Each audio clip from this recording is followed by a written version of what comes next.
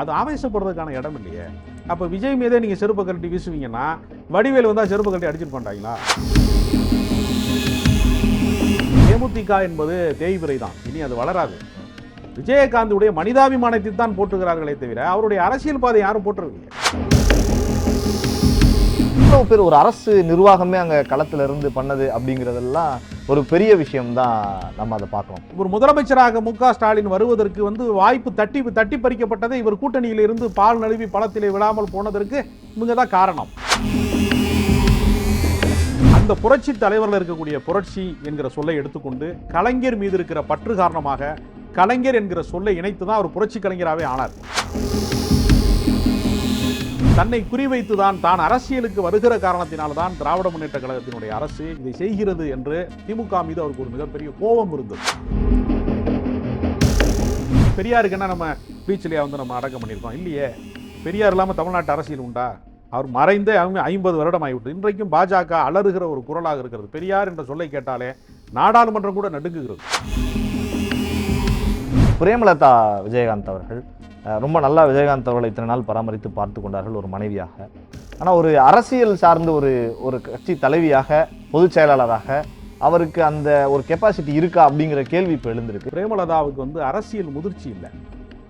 ஒரு ரசிகர் மன்ற செயல்பாடு போலதான் அவருடைய நடவடிக்கை இருக்கிறது. அவரால் அரசியலில் நீந்த முடியாது. நடிகர் திலகம் சிவாஜி கணேசன் அவர்களை பெசன்ட் நகர் மின்மயானத்திலே தான் தகனம் செய்தார்கள். கவியரசர் என்று வர்ணிக்கப்பட்ட கண்ணதாசன் அவர்களை கண்ணமாப்பேட்டை சுடுகாட்டிலே தான் இறுதிச் சடங்கு செய்தார்கள். இதனால் அவர்கள் புகழ் அழிந்து விட்டதா? இந்த ராஜேந்திர பாலாஜி மாதிரி கயரை ஒரு 10 கயிறை ஒன்றா கட்டிக்கிட்டு மோடி எங்கள் டாடின்னு பாட்டு பாடுற முட்டாள்கள்லாம் பின்னால் 2ஆம் கட்ட தலைவர்களாக வந்துட்டான். இந்த இறுதி அஞ்சலியவே அவர்கள் அரசியல் மாநாடாக பார்க்கிறார்கள்னா ரொம்ப அவலமான நிலை. சாமானியர்களே அவருக்காக கண்ணீர் சிந்துகிற போது அவர்கள் அதை அரசியலாக பார்க்கிறார்கள் என்பது ரொம்ப அபத்தமாக.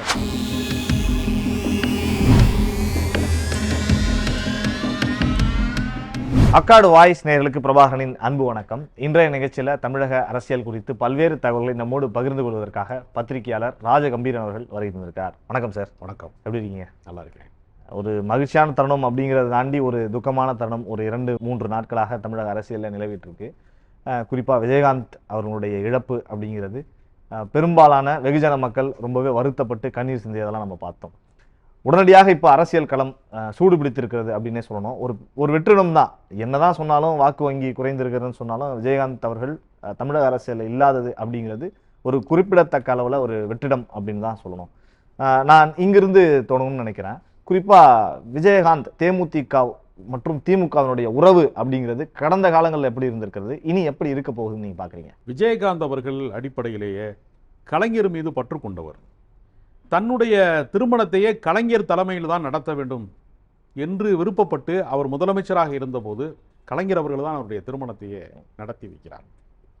அவருடைய பெயரிலே இருக்கக்கூடிய புரட்சி கலைஞரில் அவர் சினிமா வாழ்க்கைக்கு ஒரு வழிகாட்டியாக புரட்சி தலைவர் எம்ஜிஆர் அவர்களை ஏற்றுக்கொண்டு, அவர் எம்ஜிஆர் ரசிகர் அடிப்படையில் மதுரையினுடைய தெருக்களில் அவர் எம்ஜிஆர் ரசிகராகத்தான் வாழ்ந்திருக்கிறார். அந்த புரட்சி தலைவரில் இருக்கக்கூடிய புரட்சி என்கிற சொல்லை எடுத்துக்கொண்டு கலைஞர் மீது இருக்கிற பற்று காரணமாக கலைஞர் என்கிற சொல்லை இணைத்து தான் அவர் புரட்சி கலைஞராகவே ஆனார். அதனால MGR plus Kalaignar Karunanidhi equal to Vijayakanth என்று தான் தன்னை அவர் கருதி கொண்டார். அப்படி நடைமுறைக்கு அவர் வந்தாரா என்பது வேறு விமர்சனம். அவர் அப்படி கருதி கொண்டார். தன்னுடைய ரோல் மாடலாக அந்த 2 பேரையுமே கருதி கொண்டார். பொது வாழ்க்கைக்கு கலைஞரையும் திரை வாழ்க்கைக்கு எம்ஜிஆரையும் அவர் தன்னுடைய வழிகாட்டியாக அவர் நினைத்து கொண்டார். அப்படி தொடங்கி அவருடைய வாழ்க்கையை ஒரு சாதாரண ஒரு ரைஸ் மில் ஓனர் வாழ்க்கையை தான் அவர் வாழ்ந்திருக்க முடியும் மதுரையில் இருந்திருந்தார். இந்த ஊடக வெளிச்சம், இந்த சினிமா தந்திருக்கக்கூடிய அந்த வெளிச்சம், அதில் அவர் புகழ் பெற்றாலும் பெரிய கதாநாயகனாக அவர் மாறினாலும் வந்த இடத்தை மறக்காமல் தன்னை போல வாய்ப்பு தேடுகிறவர்களை, பரிதவிக்கிறவர்களை, திறமை வாய்ந்த கலைஞர்களை தொடர்ந்து அடையாளப்படுத்தியதன் வழியாக, பலருக்கும் உதவி செய்ததன் வழியாக, மனித நேயத்தினுடைய வழியாக இவ்வளவு பெரிய சிகரத்தை அவர் தொட்டிருக்கிறார். மக்கள் மனங்களில் இடம்பெறுவது என்பது வாழ்ந்தவர் கோடி மறைந்தவர் கோடி, மக்களின் மனதில் நிற்பவர் யார்? மக்கள் மனதிலே நிறைந்திருப்பது என்பது எல்லாருக்கும் சாத்தியமானது அல்ல. அந்த மக்கள் மனங்களிலே அவர் குடிகொண்டிருக்கிறார். ஏறத்தாழ 2012க்கு பின்னாடியே ஏறத்தாழ தேமுதிகவினுடைய வீழ்ச்சி தொடங்கிவிட்டது. தேமுதிகவினுடைய வீழ்ச்சி தொடங்கி 10 ஆண்டு காலம் ஆகிவிட்டது. அதே போல ஒரு சினிமாவிலே நடிப்பதை நிறுத்தி ஏறத்தாழ 20 ஆண்டு காலம் ஆகிவிட்டது. 2K கிட்ஸுக்கு வந்து அவர் பெரிய ஹீரோவே கிடையாது. அப்படி இவ்வளவு கால இடைவெளிக்கு பின்னாடியும் கூட அவர் இவ்வளவு பெரிய மக்களால் நினைக்கப்படக்கூடிய இடத்தில் இருக்கிறார் என்பது ஒரு மாபெரும் மகத்தான விஷயம் என்று நான் கருதுகிறேன். அவருடைய கல்யாண மண்டபத்திற்கு மேலே ஒரு மேம்பாலம் வருகிற போது, ஒரு பகுதி இடிபடும் என்கிற சூழல் வருகிற போது, தன்னை குறிவைத்துதான் தான் அரசியலுக்கு வருகிற காரணத்தினால்தான் திராவிட முன்னேற்ற கழகத்தினுடைய அரசு இதை செய்கிறது என்று திமுக மீது அவருக்கு ஒரு மிகப்பெரிய கோபம் இருந்தது. அது உண்மையா சார்? அதுக்காக தான் பண்ணாங்களா? அது நெடுஞ்சாலைத்துறை அதற்கு தேவைப்படும். அந்த இடம் வந்து குறுகலான இடம், உங்களுக்கு தெரியும். இப்பொழுதுமே அந்த இடத்திற்கு நீங்கள் போனீங்கன்னா மண்டபம் மொத்தமாக அவர் இடிக்காமல் ஏறத்தாழ அந்த பகுதி முழுக்கவே ஸ்பேஸ் வந்து ரொம்ப குறுகலாக தான் இப்பயும் இருக்கிறது. அது தேவையான ஒன்று தான். நெடுஞ்சாலைத்துறை வந்து அந்த இடம் தேவைப்படுகிறது. அது ஏன்னா மிகப்பெரிய ஒரு பேருந்து நிலையம், ஆசியாவிலேயே பெரிய பேருந்து நிலையம் என்றெல்லாம் சொல்லப்படுகிற கோயம்பேடு பேருந்து நிலையத்திற்கு மேம்பாலம் கட்டுகிற போது அந்த இடம் தேவைப்பட்டது என்று அவர்கள் சொல்ல. ஆனால் அது உள்நோக்கம் கொண்டது என்று அவர் கோபப்பட்டார். அதனால் திமுகவிற்கும் அவருக்குமான ஒரு முரண்பாடு என்பது நீடித்துக் கொண்டே இருந்தது. அதை மிகவும் தந்திரமாக ஜெயலலிதா அவர்கள் வந்து கூட்டணிக்கு பயன்படுத்தி கொண்டார். பின்னால் அது வாக்கு வங்கி உயர்ந்த காரணத்தினால பயன்படுத்தி கொண்டார். அதனால் திமுகவோடு அவருக்கு தொடர் பகைதான் இருந்ததே தவிர உறவு இல்லை. அப்படி இருக்கிற போது கடைசியாக வந்து 2016 அந்த தேர்தலிலே கூட ஒரு முதலமைச்சராக மு.க. ஸ்டாலின் வருவதற்கு வந்து வாய்ப்பு தட்டி பறிக்கப்பட்டதை இவர் கூட்டணியிலிருந்து பால் நழுவி பழத்திலே விழாமல் போனதற்கு இவங்க தான் காரணம். ஆனால் அதையெல்லாம் மனதில் வைத்துக் கொள்ளாமல் அவருடைய இறுதி அஞ்சலிக்கு அரசு மரியாதை கொடுத்ததும், ஸ்டாலின் அவர்கள் நேரடியாக வந்து கலந்து கொண்டதும் ஒரு மாபெரும் மனித நேயத்திற்கான செயலாக நான் பார்க்கிறேன். குறிப்பா நீங்க சொல்றது ஒரு ஆச்சரியமான விஷயம் தான். ஏன்னா இவ்வளவு இடைவெளிகள் இரண்டு கட்சிக்கும் இருந்த போதும் நிறைய போட்டிகள் ஒவ்வொரு தேர்தலில் தனியாலாம் அவங்க ஒரு கூட்டணி அமைத்தெல்லாம் நின்று இருக்காங்க. திமுகவுடைய வீழ்ச்சிக்கு அந்த மக்கள் நல கூட்டணி தான் காரணம், மிகப்பெரிய சொல்லப்பட்டது. ஒரு 5 ஆண்டுக்கு முன்பே திமுக ஆட்சி கட்டிலே அமர்வதற்கான வாய்ப்பு தட்டி பறிக்கப்பட்டதற்கு காரணமே தேமுதிக தான். தேமுதிகவினுடைய அந்த அவர்கள் கூட்டணிக்கு வராமல் போன காரணத்தினாலதான் அந்த வாக்கு வங்கியினுடைய சரிவு. ஏன்னா கடந்த முறை நடந்த தேர்தலில் 1% தான் திமுகவுக்கும் அதிமுகவுக்குமான வாக்கு வித்தியாசத்தில் இருந்தது. 1% வாக்கு வந்து கூடுதலாக திமுக பெற்றிருந்தால் அது ஆளுங்கட்சியாக இருந்திருக்கும். ஒருவேளை திமுக கூட்டணிக்கு அப்பொழுது 2016 வந்திருந்தால் ஜெயலலிதா முதலமைச்சராக இறந்திருக்க மாட்டார், எடப்பாடி பழனிசாமி வந்து முதல்வராக ஆகியிருக்க மாட்டார், கட்சிக்குள்ளே குழப்பம் நிகழ்ந்திருக்காது, அண்ணாமலை குறுக்குச்சால் ஓட்டி கொண்டு பாஜக அரசியலை இங்கே நிகழ்த்தி இருக்க மாட்டார். தமிழ்நாட்டினுடைய ஒட்டுமொத்த அரசியலும் திசை மாறியதற்கே தேமுதிகவினுடைய ஒரு தவறான முடிவு காரணம். அந்த கட்சியும் சேர்ந்து காணாமல் போய்விட்டது. இன்றைக்கு அந்த கட்சி தேய்மானத்தில் இருக்கிறது, அழிவினுடைய விளிம்பிலே இருக்கிறது என்று சொல்லக்கூடிய அளவுக்கு அவர்களும் வீழ்ந்திருக்கிறார்கள். அதனால ஒரு மாபெரும் வீழ்ச்சி தான் இது இருக்கு. தமிழக அரசியல் களத்துல ஒரு மாபெரும் ஒரு வீழ்ச்சிக்கு எப்படி ஒரு களத்தை புரட்டி போட்டதற்கு ஒரு பெரிய பங்கு முடிவு ஒரு காரணம். அவர்கள் வராமல் புறக்கணித்த முடிவு ஒரு மிக முக்கியமான காரணம். இந்த இறுதி நிகழ்வுகள்ல நீங்க சொன்ன மாதிரி முதல்வர் ஸ்டாலினாக இருக்கட்டும், அவருடைய மகன் அமைச்சர் உதயநிதி ஸ்டாலினாக இருக்கட்டும், அமைச்சர்கள் மா சுப்பிரமணியன் இருந்து, மேயர்ல இருந்து, தங்கம் தென்னரசுல இருந்து, ராதாகிருஷ்ணன் IAS அவர்கள்ல இருந்து, அவர் இதெல்லாம் இவ்வளவு பேர் ஒரு அரசு நிர்வாகமே அங்க களத்துல இருந்து பண்ணது அப்படிங்கிறதெல்லாம் ஒரு பெரிய விஷயம் தான்.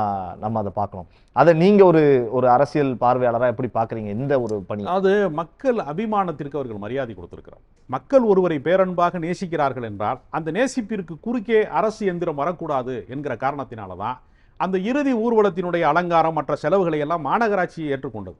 நேற்று ஏறத்தாழ மாநகரம் ஸ்தம்பித்து விட்டது. நான் கூட அந்த இறுதி ஊர்வலத்தினுடைய அந்த மக்கள் கூட்டத்தை பார்க்க வேண்டும். எவ்வளவுதான் நாம் தொலைக்காட்சியிலே பார்த்தாலும் மக்களை நேரில் பார்க்கிற மகிழ்ச்சி என்பது வேறொன்றாக இருக்கும். அதனால மக்களுடைய அந்த எழுச்சியை பார்ப்பதற்கு நானும் இந்த மேம்பாலத்திலே நின்று கொண்டிருந்தேன் நேற்று மாலை பொழுதுல.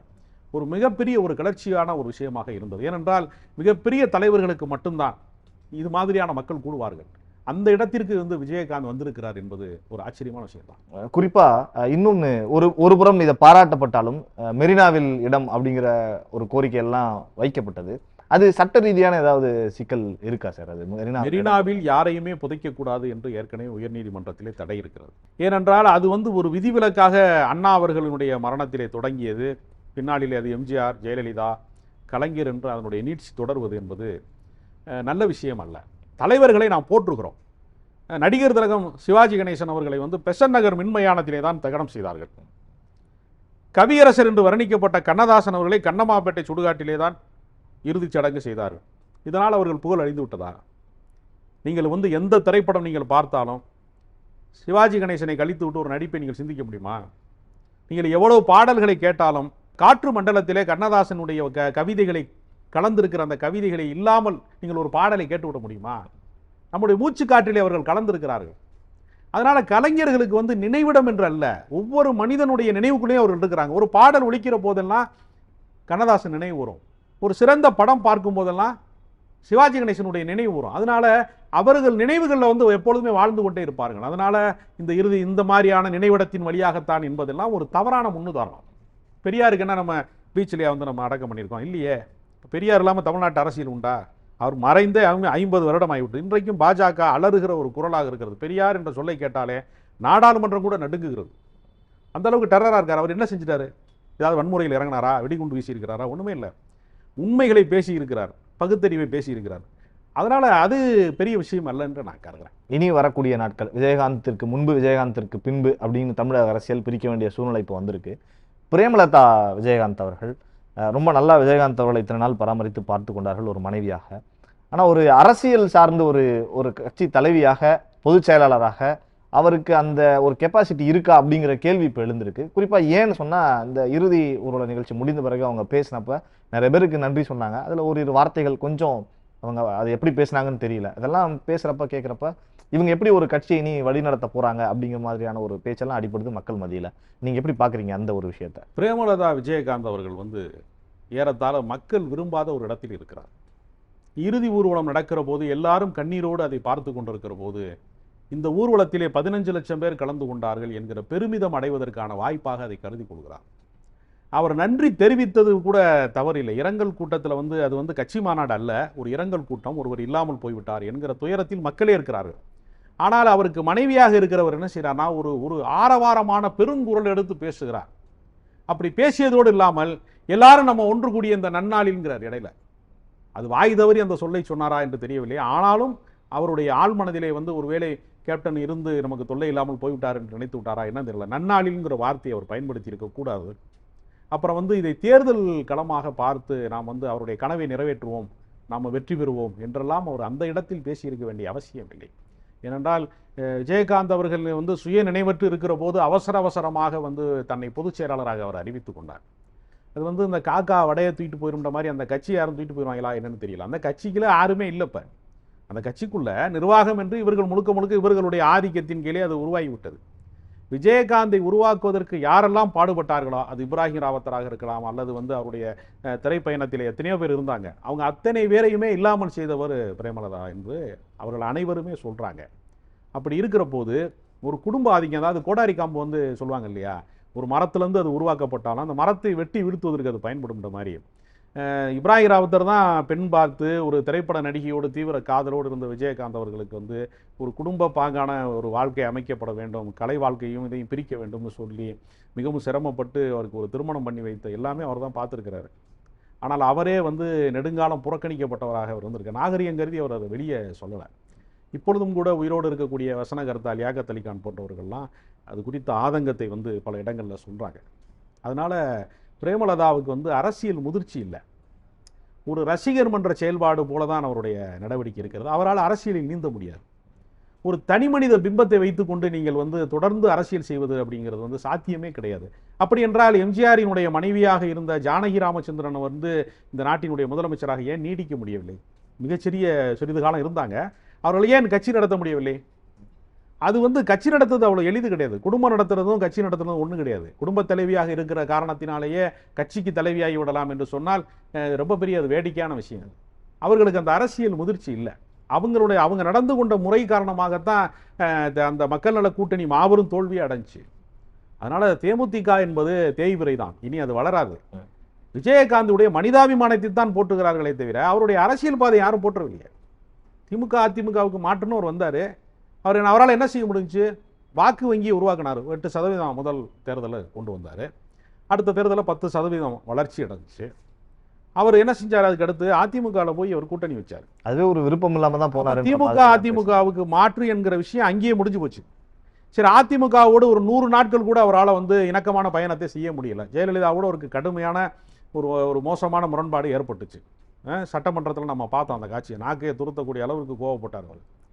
சரி, அவர்களோடு முரண்பட்டார் இல்லையா, மீண்டும் அவருக்கு இன்னொரு வாய்ப்பாக திமுக கதவை திறந்து வைத்தது. திமுகவுக்குள்ள அவர் வர மறுத்துட்டார் கடைசி நேரத்தில். அதுக்கு காரணம் என்னன்னா, துணை முதலமைச்சர் வேணும், எங்களுக்கு இத்தனை மேயர் வேணும் அப்படின்னு அதிகார பங்கீடு பேசினாங்க. அது பலிக்காமல் போனப்போ அவங்க வெளியில் போயிட்டாங்க. அப்போ அது மாதிரி என்ன செஞ்சாங்கன்னா சோனியா காந்திட்ட ஒரு பக்கம் பேச்சுவார்த்தை நடத்தி கொண்டே இந்த பக்கம் போய் பிஜேபியில் போய் கூட்டணி வச்சாங்க. அதனால் அவருடைய அரசியல் நிலைப்பாடு என்பது தொலைநோக்கு பார்வை இல்லை, தெளிந்த சித்தாந்தம் இல்லை. ஒரு அரசியல் கட்சிக்கு இரண்டு தான் வந்து அடிப்படை. ஒன்று, அவர்களுக்கு வந்து ஒரு சித்தாந்த வலிமை இருக்க வேண்டும். இப்போ கம்யூனிஸ்ட் கட்சி வந்து களத்தில் வந்து இப்போ இல்லாமல் இருக்கலாம், ஆனால் இந்த உலகத்திலே ஒரு கடைசி தொழிலாளி இருக்கிற வரைக்கும் அதற்கான மாற்றுக்குரல் உரிமை குரல் பேசுகிற வரைக்கும் கம்யூனிசம்ங்கிற தத்துவம் மார்க்சியம் இருந்து கொண்டே தான் இருக்கும். அது அமைப்பு வலிமை பெறாமல் போகலாம், அதிகார வலிமை பெறாமல் போகலாம், பின்னால் அதிகார வலிமை வரலாம். அரசியல் எது நிரந்தரம் அல்ல. சித்தாந்த வலிமை இருக்க வேண்டும். அப்படி சித்தாந்த வலிமை இல்லை என்றால் அவர்களுக்கு வந்து இரண்டாம் கட்ட தலைவர்கள், அந்த நிர்வாகம் வந்து இருக்க வேண்டும். அவர்கள் கருத்திலும் இல்லை களத்திலும் இல்லை என்கிற நிலை வந்தால் அந்த அரசியல் கட்சி நீடிக்காது. இரண்டாம் கட்ட தலைவர்களால் தான் பல அரசியல் கட்சி உயிர் பெற்றிருக்கிறது. அண்ணா மறைந்த போது இரண்டாம் கட்ட தலைவராக நாவலர் நெடுஞ்செழியன், பேராசிரியர் அன்பழகன், கலைஞர் கருணாநிதி, நாஞ்சில் மனோகரன் ஒரு பெரிய தலைவர்களின் வரிசை இருந்தது. அதிலே ஒருவராக கலைஞர் வந்துட்டார். அந்த மாதிரி ஒரு வரிசை தேமுதிக இல்ல. எம்ஜிஆர் கட்சி ஆரம்பிக்கிற போதும் கூட இரண்டாம் கட்ட தலைவர்களாக அன்றைக்கு மிகப்பெரிய ஆட்கள்லாம் கூடவே இருந்தாங்க. ராசாராம் போன்றவர்கள், சபாநாயகராக இருந்த காளிமுத்து போன்றவர்கள், அரங்கநாயகம் போன்றவர்கள், திருநாவுக்கரசர் போன்றவர்கள், பன்ருட்டி ராமச்சந்திரன் போன்றவர்கள் இரண்டாம் கட்ட தலைவர்கள் வரிசை சிறப்பாக இருந்துச்சு. அதனால அந்த கட்சி நின்றது. இரண்டாம் கட்ட தலைவர்களை முதலில் காலி செய்தது அதிமுக. அதிமுக என்ன பர்கூர்ல வந்து அந்த அம்மா தோற்ற போது இந்த பக்கம் தாமரகனியும் திருநாவுக்கரசன் வந்து எம்எல்ஏ ஜெயிச்சிட்டாங்க.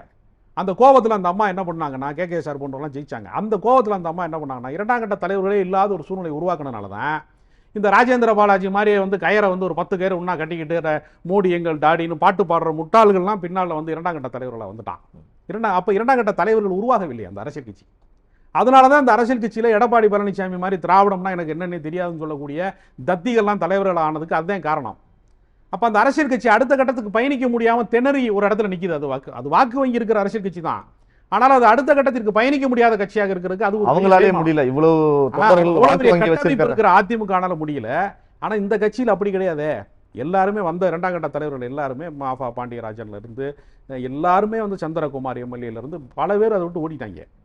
அவரை உருவாக்குனதுல திரை வாழ்க்கையில உருவாக்கினவர்களும் இல்லாம போயிட்டாங்க. அவர் வாழுங்காலத்திலேயே அருண் பாண்டியன் அரசியல் வாழ்க்கையிலையும் அவருக்கு இரண்டாம் கட்டமாக அவருக்கு எல்லாமா இருந்தவர்களும் இல்லாம போயிட்டாங்க. பிரேமலதாவுக்கு என்ன தெரியும்? ஒரு நாளாந்தர பேச்சாளரை போல சவுண்டை கொடுத்து கத்திட்டா அரசியல்ல நீங்க வந்துட முடியுமா? அவங்க வந்து இந்த விஜயகாந்தினுடைய அனுதாபத்தை பயன்படுத்தி கொண்டு எப்படியாவது ஒரு ராஜ்யசபா எம்பி ஆகலாம், ஏதாவது ஒன்று பண்ணலான்னு எல்லா கட்சிக்கும் பேரம் பேசுகிற வாய்ப்பாக இந்த இரங்கலை அவர்கள் பயன்படுத்தி கொண்டார்கள்.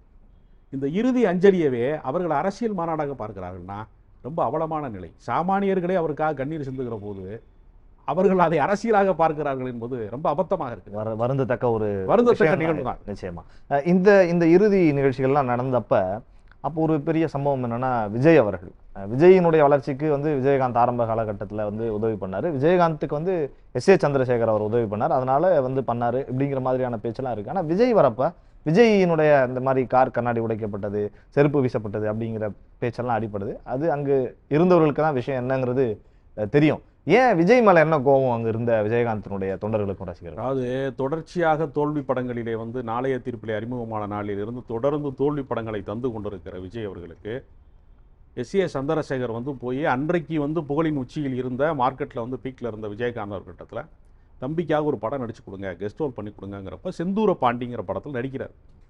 அது விஜயகாந்தினுடைய மாஸ்னால அந்த படம் மாபெரும் ஹிட் ஆகுது. பின்னாடி அவர் படிப்படியாக சில நல்ல படங்களில் நடித்து, காதலுக்கு மரியாதை மாதிரி படங்களில், பூவை உனக்காக மாதிரி படங்களில் அவர் கொஞ்சம் கொஞ்சமாக கதாநாயகனாகி பகவதிக்கு பின்னாடி ஒரு பெரிய ஆக்ஷன் ஹீரோ ஆகிட்டார். அப்போ அவருடைய பிஸ்னஸ் வந்து இன்றைக்கி வந்து 500 கோடி 1000 கோடின்னு பேசக்கூடிய அளவிற்கு அவர் வந்து தொடர்ச்சியாக பயணித்து இந்த இடத்துக்கு வந்துட்டார். அவருடைய உயரம் இன்றைக்கு வேறொரு இடத்துக்கு போயிடுச்சு விஜயோட.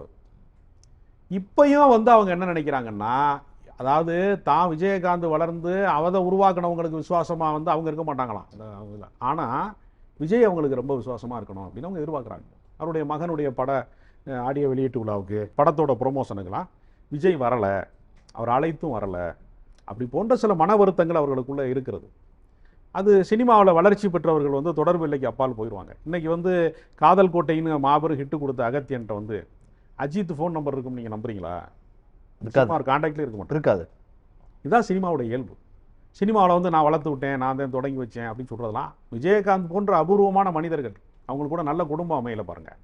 அப்படி ஒரு சிலர் தான் அப்படி இருக்கிறாங்களே தவிர பெரும்பாலானவங்க என்ன செய்வாங்கன்னா, உயர போக போக வந்து அவங்க என்ன செய்யணும், ஒரு இறகு மாதிரி உதிர்ந்துருவாங்க. பழைய ஆட்கள்லாம் அவங்க அடுத்த கட்டத்துக்கு போயிடுவாங்க. அதனால் வளர்கிற வரைக்கும் வந்து கரும்பு வந்து வளர்ந்துக்கிட்டே இருக்கும். தோகை வளர்ந்து முடிச்சோன்னா தோகையை வெட்டிடுவாங்கல்ல, அதனால் கூட இருக்கிற தோழர்களையும் வெட்டி விட்டுருவாங்க. அது வந்து நடைமுறையில் வந்து இருக்கக்கூடிய ஒரு விஷயம், யதார்த்த கசப்பான உண்மைதான் அது. அதனால் விஜய் மீதான கோபத்தை வந்து தீர்த்து கொள்கிற வாய்ப்பாக கண்ணாடி கதை உடைப்பது, வந்து செருப்பை தூக்கிட்டு எறிகிறது போன்ற ஆவேசங்கள் நடந்திருக்கிறது. துக்க வீடுகளில் வந்து இந்த மாதிரியான அநாகரியங்கள் நடக்கக்கூடாது. ஏன்னா மாற்று கருத்து உடையவர்களும் வருவாங்கங்கிறதான் இயல்பு. எம்ஜிஆர் இறந்தபோது முதல் அஞ்சலி செலுத்தினது யாருன்னா கலைஞர் கருணாநிதி அவர்கள் தான். ஆனால் அவர் கூட வந்து பகலில் வர முடியலை, பொழுது விடிகிறதுக்கு முன்னாடி வந்து விட்டார் எம்ஜிஆருடைய இறப்புக்கு. அது ஒரு அநாகரிகமான ஒரு சூழல். அது ஆவேசப்படுறதுக்கான இடம் இல்லையே. அப்போ விஜய் மீதே நீங்கள் செருப்பை கழட்டி வீசுவீங்கன்னா வடிவேலு வந்தால் செருப்பை கழட்டி அடிச்சிட்டு பண்ணிட்டாங்களா? வடிவேலு வரவே நிறைய பேர் சொல்கிறாங்க, அதையுமே விமர்சிச்சுட்டு இருக்காங்க இல்லையா? வடிவேலு அவர் வந்தா நீங்கள் விட்டுருவீங்களா அவரை? நான் சொல்கிறேன், இவ்வளவு நெரிசலில் வடிவேலு அவமானப்படுத்தப்பட மாட்டாரா என்ன? அவர் வராமல் இருக்கிறது மூலமாக அவருடைய பாதுகாப்பை அவர் உறுதி செய்கிறாரு. அப்போ விஜய்க்கு நிகழ்ந்ததை விட மோசமானதான் வடிவேலுக்கு நிகழ்ந்திருக்கும். அது வந்து நம்ம வந்து ஏற்க முடியாது. விஜயை விமர்சிக்கிற அளவுக்கு இந்த மாதிரியான பல நிகழ்ச்சிகளில் அஜித் அவர்கள் வர்றது இல்லைங்கிறது உண்மைதான். ஆனால் இப்படி ஒரு நடிகர் சங்கத்தினுடைய தலைவராக விஜயகாந்த் இருந்திருக்காரு, நிறைய நடிகர் சங்கத்துக்கு செஞ்சிருக்காருன்றப்ப அஜித் அவர்கள் மற்ற விஷயத்துக்கெல்லாம் வராமல் இருந்தாலும் இந்த விஷயத்துக்கு வந்திருக்கலாம் இல்லையா? ஆனால் அவரை மட்டும் விமர்சிக்காமல் இருக்கிறதுக்கு என்ன காரணம்? விமர்சிக்காமன்னா, அதாவது புகழின் உச்சிக்கு போனதற்கு பின்னால் பல பேர் என்ன செய்கிறாங்கன்னா, பொது நிகழ்வுகளில் பங்கேற்கிறதுல முதல்ல நடைமுறை சிக்கலே இருக்கிறது. க்ரௌடை வந்து கண்ட்ரோல் பண்ணுறதுலேருந்து. ஏன்னா அவங்க வந்து அரசியல் தலைவர் கிடையாது. இல்லை, சூப்பர் ஸ்டார் வந்தார், கமல் வந்தார், அவங்கள விட அஜித் அவர்கள் சில பேர் அதை விரும்ப மாட்டாங்க இல்லையா? அவங்களும் ரிஸ்க் எடுத்து தான் வந்திருக்காங்க. கமலஹாசனோ ரஜினிகாந்தோ வந்து இயல்பாக வந்துட்டு போனாங்கன்னு சொல்ல முடியாது. கூட்ட நெரிசலில் வந்து அவங்க விஐபிக்கான பாதுகாப்பை உறுதி செய்ய முடியாது. நெரிசல் வரும், தள்ளி விட்டுருவாங்க, பல சிக்கல்கள் இருக்கும், நம்ம சொல்ல முடியாது. ஏன்னா இப்போ கூட்டமாக இருக்கும், மறுபடியும் கொரோனா பரவுகிற அச்சம் இருக்கும், ஒருத்தருடைய தனிப்பட்ட உடல்நிலை என்னவாக இருக்கிறது, இந்த மாதிரி ஒரு சாவை வந்து சந்திக்கிறதுக்கான மனநிலை என்னவாக இருக்கிறது என்பதெல்லாம் அவருடைய பர்சனல், அது தனிப்பட்ட விருப்பம். இல்லை, அதை நாம் நிர்பந்திக்க முடியாது இல்லையா? ஒரு விஷுவல்ல கூட ஒரு இது சொல்லலை இல்லையா? ஒரு வருத்தம் தெரிவிக்கல, ஒரு வருத்தம் தெரிவித்திருக்க வேண்டும். வருத்தம் தெரிவிக்காதது என்பது அவர்களுடைய தனிப்பட்ட விஷயம். எனக்கு அந்த ஒரு சாதாரண மனிதர்களே நாங்கள் எல்லா இறப்புக்கும் எல்லா சாவுக்கும் எல்லாரும் போறாங்களா? சொந்தக்காரன் சாவுல கூட சில பேருக்கு வந்து வருத்தம் இருக்கும், போகாதவர்களும் இருக்கத்தானே செய்யறாங்க. கிராமத்திலே வச்சுங்களேன், நீங்க நடிகர்களையும் சொல்றீங்க, சராசரி மனிதர்கள்லையே எல்லாரும் இறப்புக்கும் எல்லாருமே போயிடுவாங்களா? போகாதவங்க இருக்கத்தானே செய்யறாங்க. அது ஒரு பண்பாடுங்க, அவங்களா தானே முன் வந்து போகணும். இதை நீங்க போயிருக்கணுங்கிறத நம்ம தேர்ட் பர்சன் எப்படி நம்ம சொல்ல முடியும்? சம்பந்தப்பட்டவர்களுக்கு அந்த உணர்வு தோன்றவில்லை என்றால் அதற்கு நம்ம எப்படி? இல்ல, அவங்க உணர்வு தோன்றதை பத்தி எனக்கு அது நீங்க சொல்றது உண்மைதான், அது ஏற்றுக்கொள்ள விஷயம், அதை பத்தி நமக்கு கவலை இல்லை.